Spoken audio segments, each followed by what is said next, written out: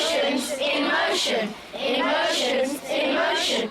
Hello and welcome to today's Emotions in Motion, the show where our feelings are the topic of the day. I'm Mariah and today we are joined by guest presenter Josh. Josh! Come on, say hello, tell them your name. I can't. My mouth's all dry and there's weird things jumping in my belly.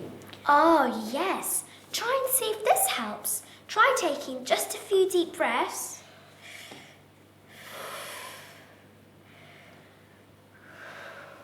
Count slowly to 5. 1, 2, 3, 4, 5. And now, go for it. Okay. Hello and welcome. My name's Josh. Phew. That's much better. What was that feeling again? Nervous. Ah, yes, nervous. Thanks, Mariah, for that amazing tip. You're welcome, Josh. On today's programme, we've got lots of great tips to tell you about your feelings. Yes, and first up is Kelly and Melissa. Emotions, emotion. It has been found that knowing and understanding your feelings is really useful. If you can learn words to help you speak more clearly about those things you feel, words like nervous. I have to read out loud in assembly. Sad. I've fallen out with my best friend. Excited. Oh, I can't wait for my birthday treat. And frustrated. I can't do this exercise. You can learn more about yourself and others. This helps you learn more at school and make lots of great friends. And that's cool. Emotions in motion. Coming up, we'll be meeting someone who can help you with those tricky friendship and feeling problems. It's Ask Angie. Hello, today on Ask Angie. That's me. With the help of my assistants here, I'll be helping more of you understand and work with those tricky feeling situations that we can all find ourselves in. Let's hear the first problem. First up is Carl, and he says, Dear Angie, I am new at school and I dread playtimes. You see, most people play football. They seem really good at it, and I don't feel very good at it at all, so I don't feel brave enough to join in. Those people who don't play already have close friends. I feel so lonely, I just want to go and hide. Please can you help me? From Carl. You poor thing, Carl. It can be difficult when you begin at a new school. Loneliness can be one feeling you face when you're new, and it can be a painful and uncomfortable one. Well, as you know, A problem shared is a problem halved. So, what advice do you have for Carl? Gemma. Well, if you don't feel confident playing football, why don't you see if you can pluck up the courage to ask some people who aren't playing football to join them?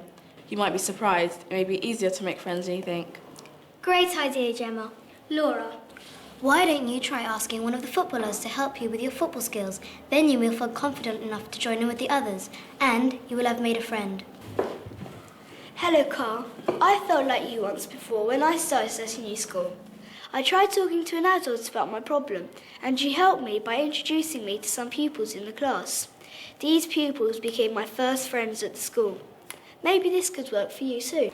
I hope some of those ideas are of use to you, Carl. The next letter on Ask Angie. That's me, is from Anne-Marie, who says, Dear Angie, I'm the tallest person in my class, and I hate it. I feel like I really stand out. I'm even taller than all of the boys. They call me Giraffe. I just want to be like everyone else.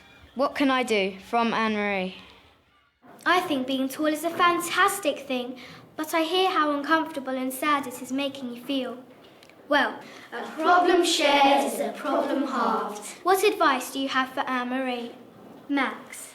And now you feel, Anne-Marie, I felt like you too. But you know, being tall is a gift and it can make you feel special. You shouldn't worry about what those other people say about you. It's positive that everybody in the world is different. Try enjoying being the tallest in your class. It worked for me. John. I think you're really lucky being tall. I bet it helps you with things like playing basketball. And when you're older, maybe, you could be a famous model or something like that. It must be really hard for you being called names. I wouldn't like it at all. But I've got some handy tips for dealing with it. The most popular method is simply just ignoring them. But if it's still carrying on, try sharing your problem with an adult so that they can help you. And if you're feeling brave, you could just try saying ever so calmly and sensibly to name callers, "I don't like being called names. Please stop doing it." And maybe you could ask your friends to talk to the name callers and ask them how would they like it if they were being called names. I bet they wouldn't like it either. Time for the next letter on. Ask Angie. That's me. It's from Zach, who says, Dear Angie, I find numeracy really difficult. When I look at the page, it's as if there are just numbers everywhere, swimming up and down. I feel so stupid. And then I just end up getting really angry because I just can't do it. Please help me. From Zach. It can feel awful when you feel stupid, and anger is just one kind of response to that uncomfortable feeling. Well, as you know, a problem shared is a problem halved, and I always ask my friends for help. So, what advice do you have for Zach? Gemma? You could ask an adult for extra help. I'm sure your teacher would be delighted to help you. Any more suggestions? Max? You know, Zach, you're not stupid and you can do numeracy. Just try taking some deep breaths to help you stay calm. Clear your mind and forget about everything else. Then I bet that if you try again, more slowly, you'll be able to do it. Do you have anything to add, John? Well, the same as everyone else, really, Zach. Learn some ways to stay calm so you can focus and don't suffer on your own with your problem. There are lots of people out there that would be pleased to help and support you. Superb advice from all my friends here. Good luck with your difficult feelings and problem solving. And remember, A problem shared is a problem halved. Bye. Emotions, emotion. Coming up, we'll be meeting 3 friends who have a bit of a problem. But first, here's some tips to help you with your emotions. Emotions in motion. I used to always see reds when I was angry. Now I've learned if I add white to my angry red, I can see pink. Then I don't feel nearly so angry.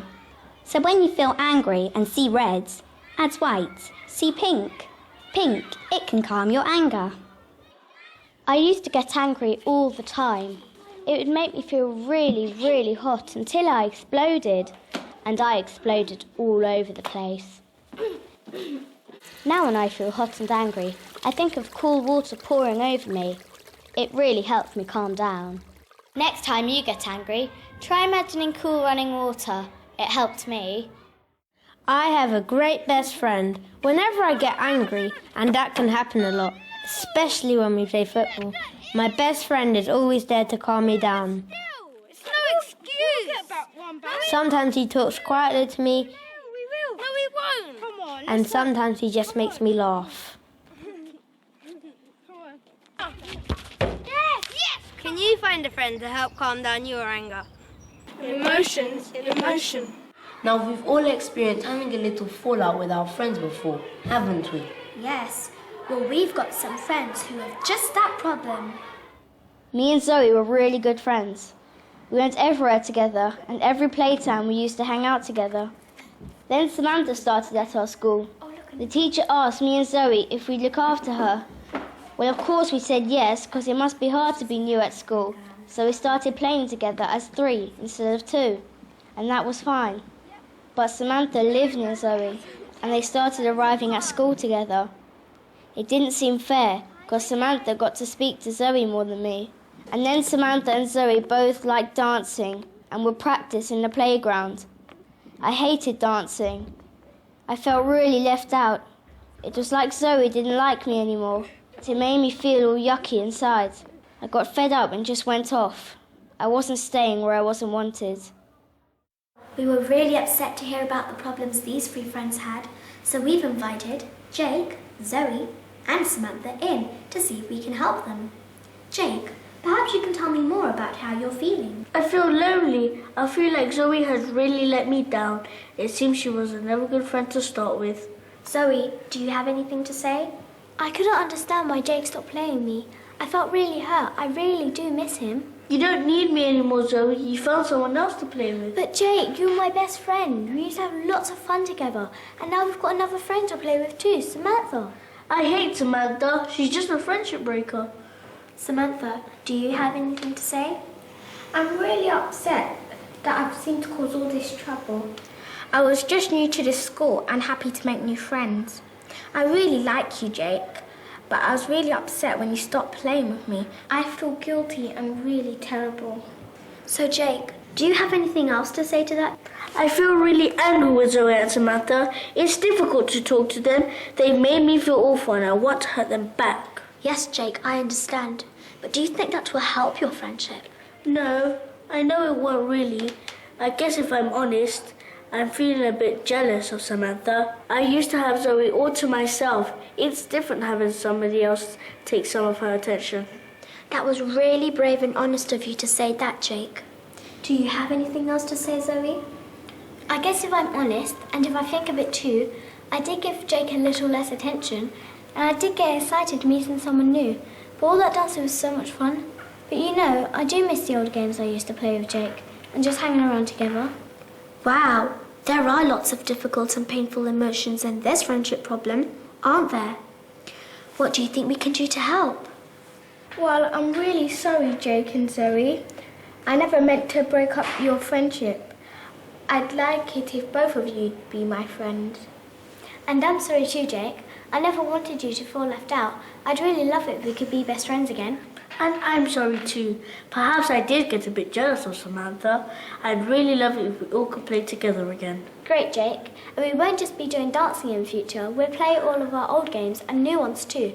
But Jake, will you promise me one thing? Yes? If you get angry in the future, please come and talk to us about it so we can solve the problem together. Of course. Great, and we'll do the same. Emotions, emotion.